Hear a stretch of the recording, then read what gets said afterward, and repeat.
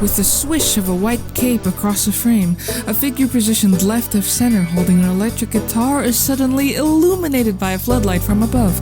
They're turned away from the camera, and as they start to sing and dance, green and purple neon lights start to pulse to the beat of the song that plays. Night fever, can you feel it? I'm heated. Evelyn has started the process of moving from her hometown to attend university in the capital, or at least she was attempting to. She's a very diligent person otherwise, but it was the focusing on the cleaning part that she wasn't particularly the best at. She was definitely still making progress though, if a bit 5 months too early, as now, a portion of her bedroom was noticeably empty, with some of her things being packed and stacked in multiple boxes. As she continued to hum along to the music, her wandering attention shifts to something else. The wall-mounted photo calendar with a hastily scribbled note in her handwriting inside the 23rd and 28th date. On the 23rd date, with glittering pen, the words "Call Korey" were meticulously outlined 3 times. She honestly didn't even realize, and when it hit her, Evelyn almost flops onto her bed, diving for their forest green phone. And while it charged, she eagerly scours through her contacts list for Korey. Hello? Evelyn? Evelyn then modifies the call by magically projecting his face into the air. Hey, Korey! Hi, Evelyn. Korey, it's almost our birthday! What? Oh man, already. Evelyn holds out their phone and shows Korey her calendar with an excited gesture to Mars 28th. Oh, next Wednesday. Look at that. How old are you turning again? 24. I think. How about you? 19. Guess I'm just feeling lonely already, since I'm leaving for uni so soon. And, I'm not gonna be able to call you as often. And look at me! Actually packing some of my things early! Only some, eh? Yeah. I've worked pretty hard to get here and I don't want to screw anything up. I just want to make my mom proud, you know? But, I don't even think I really want to go to begin with. I already know most of the magic I need to know, but, I guess I just don't want to stress her out even more. Not after everything she's gone through to raise me and my siblings. Yeah. I understand. Wait, not to say my dad doesn't do anything. He's great. There's a moment of comfortable silence between them. Korey is lying on his bed, looking off to the side as he writes some sentences in a journal, while Evelyn starts to search beneath her bed and discovers an old photo booth reel of herself and her childhood best friend from when they were awkward preteens?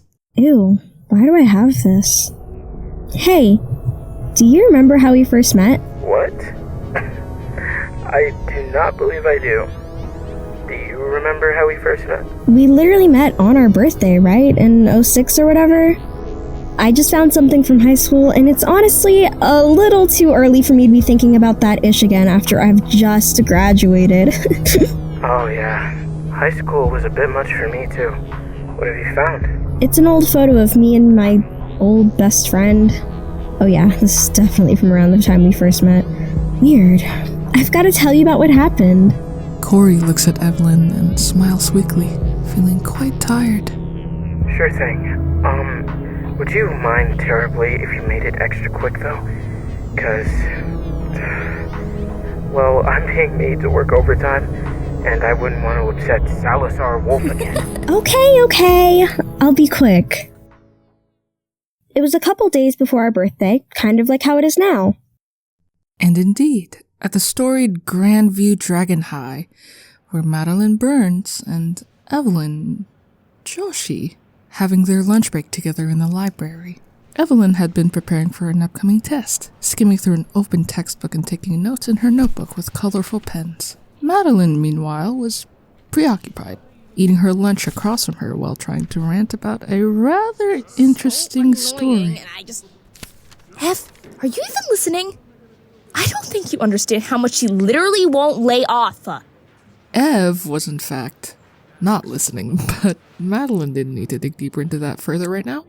Happy birthday, Korey. Don't let anyone dim your radiant aura. Thank you, Miss Daphne. But my birthday is on the 28th. Oh, right. I telling you that. And besides, she just received a new text from her mom. Wonder what it says. When will you be arriving home? Clark has prepared an early birthday present for you before we go shopping for decorations later. Evelyn's stepdad was not quite known for giving early birthday presents, so she visibly relaxes, smirking at their mother's unintended disclosure. Sorry, are we still talking about your stepmom, Madeline? Yes! Did you just call me Ev? The woman still thinks she has the right to parent me after all these years, and now? As diligent and determined Evelyn liked to think of herself as, it was still quite hard to focus on many things at once. Her eyes began to trail, not on purpose, from her best friend to the incredibly captivating figure in the distance. Look now, he's here. Oh dear, why is he walking over here? There's so much of him I hold in high regard. Adored, it's A man in the first place. She's a little insane. Actually, Cody's great sometimes, but I'm really starting to hate being at home. I feel so stuffed.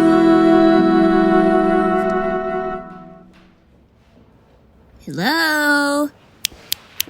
Gaia to Ev? Yo! I thought I'd find you dudes here. This was Cody. Ugh. What do you want, Cody? He approaches their table, positioning himself next to his younger stepsister, Madeline. He tosses his floating instrument case onto the rust-colored table, and with a whistle, modifies his purple magic into a sizable, gleaming hand of force to ruffle Madeline's impeccable curls. Oh, come on, Mads. I just wanted to let you know that lunch was about to end. Madeline blinks twice, unconvinced. Okay, caught me red-handed. Now I'm also meeting here for the Dynamomancy lecture. But that's really it. Promise. No, shoot! Ev, we gotta scram! Without a second thought, Madeline just leaves Evelyn to pack up the rest of her things alone. And with a dejected sigh, Evelyn carefully packs the rest of her books into her oversized backpack. When she raises her head again, Cody is right in front of her. Cody ignites his magic, his eyes and soul crystal blazing a brilliant violet, and he uses his telekinesis to pick up the remaining pens, gently placing them into her bag. Gotta go. He smiles.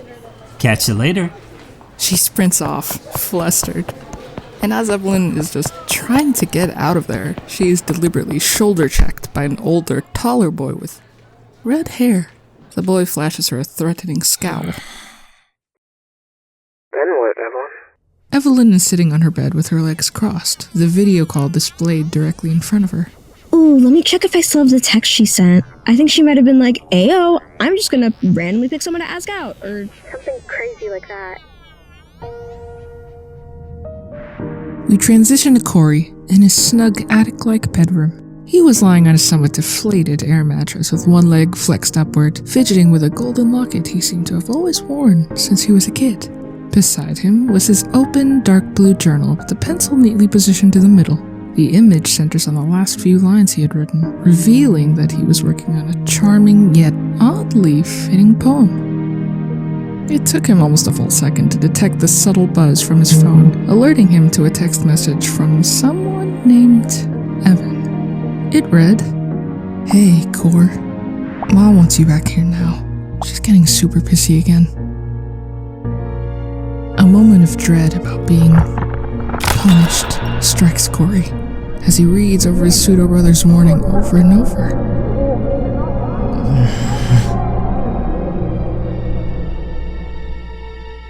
Until his eyes come back to Evelyn, who was simply content with getting to spend time with her best friend again.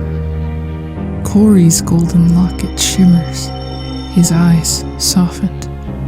He types in response, "Can you let your mom know I need a few extra minutes? I can take the punishment. I just need to finish an important thing." It takes a moment for Evan to answer back, but he says, "I don't want her to hurt you worse than last time, but if that's what you want, I'll do the best I can. Stay safe." Found it. It was the end of the school day now. There were several kids scattered about the front area waiting to be picked up by their respective guardians, with a particular group of posh upperclassmen in the middle, next to the fountain. Madeline and Evelyn were waiting in silence at the side of the school entrance stairs for their own respective rides. Evelyn was preoccupied with playing Snake on her phone when she received an unusual text from the girl beside her. Madeline says, "Yo, I think I'm just gonna randomly pick someone to ask out, no strings attached." Evelyn looks towards Madeline, cocking an eyebrow. What? Sounds weird now, but if it'll get my stepmom off me faster till I move out, I'll do it. I think I'm gonna go for... that ginger boy over there. In the middle of the group of upperclassmen, Madeline gestures to the freckled kid with a light muscular frame and red hair. Huh? To Evelyn, she thought that the boy emanated an artificial kind of appeal, allowing him to command the group's presence with a fraudulent charisma. She squints, attempting to zero in on the details of his appearance. Hang on, that looks like the guy who clocked me in the shoulder before we left the library. He looks so fake and rude. And my Weird. Why was he headed over there? He was there for the magic lesson. Evelyn looked to the right, and there was Cody. Ah! Cody! Steadily holding his hands behind his back. Hey, Mads, I think I'm gonna hitch a ride with Cam back to his place. Let Mama know I'm gonna hang with them at the mall on the 28th, will ya? What? Why the 28th? No! Let me come with you!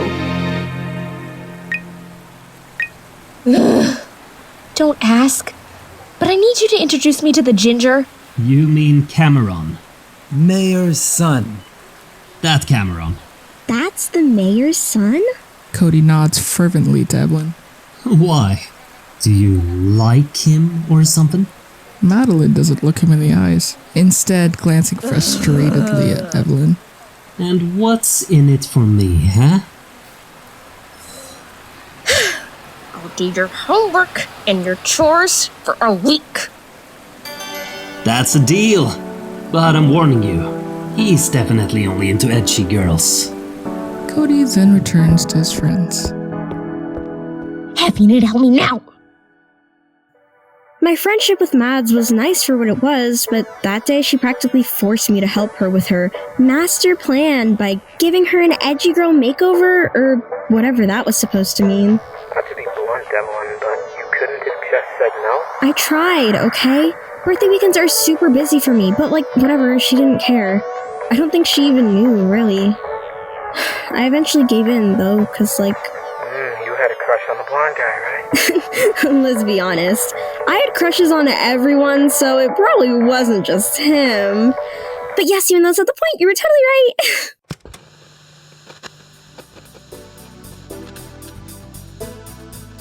It's now the weekend, and Evelyn and Madeline enter the shopping center filled with a firm determination to succeed.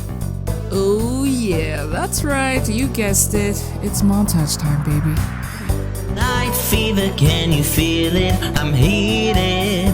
Lose yourself, forget your worries for a bit. Take the chance to move your hips and turn the beat up. Hi, we've got one night only, leave your troubles behind. Night fever. Night fever. Night fever. Night fever. Night fever, would you even be needed? Doesn't matter when you lose yourself or miss. Start the pain and all the strife. Just turn the beat up high. One night only, leave your troubles behind. To the night fever. Night fever. Night fever. Night fever.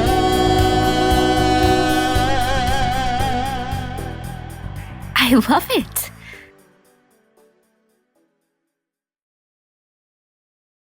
It was now the 28th of Mars, and Cody takes the opportunity during their lunch break to introduce the girls to his group of friends, particularly The mayor's son. Outside the cafeteria doors, they approach the group. Looking fresh, Cam. How's it hanging? Cut the funky junk, Cody. You said we meet you here at lunch. You do know who I am, right? Alright, easy there, Mayor boy. I'm just trying to introduce you to my little sister, Madeline. Cody prods Madeline along with his magic. Sup?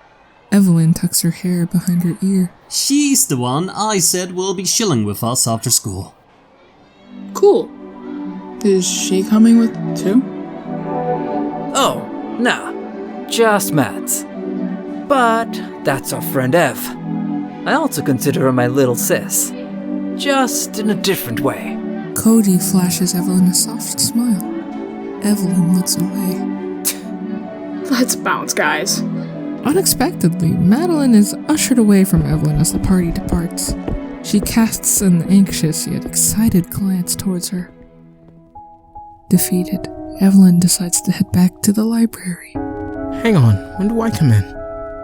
She hesitantly waves to Ms. Daphne as she enters, settling into an open library aisle. She reaches into her bag, taking the photo booth picture they took at the mall together, and mournfully studies it. What was even the point of all that? Evelyn directs a sharp glance towards her right and sees a nervous young man with snow-white hair attempting to discreetly lift himself from a prone position. Oh my cat, I'm so sorry! No. It's okay. I just wanted to give you some space. Stooped over, a little locket necklace falls from his hoodie, flashing a bright yellow for a split second. In the commotion, Evelyn leaves the photo visible for him to see on the floor. You normally come in here with your friend. Huh? Even if she found it difficult to concentrate on more than one thing at once, she is instantly overcome with memories of seeing him around, in her periphery. Yeah, she kinda left me alone today. Some way to spend your birthday, I guess, with your BFF making it all about her. Have you been alone this entire time? Perhaps I have. It's fine though. Besides, I think I understand how you're feeling. I think... What, is it your birthday too? Well... What? There's no way! Yeah, I turned 18 today. But like I said, it's really okay. I don't usually think about it much, or normally have anyone to celebrate with. Evelyn cuts him off with an unexpected hug. What's your name? Korey. Happy birthday, Korey. How about you? I'm Evelyn. Happy birthday, Evelyn. Oh, did we actually meet like that?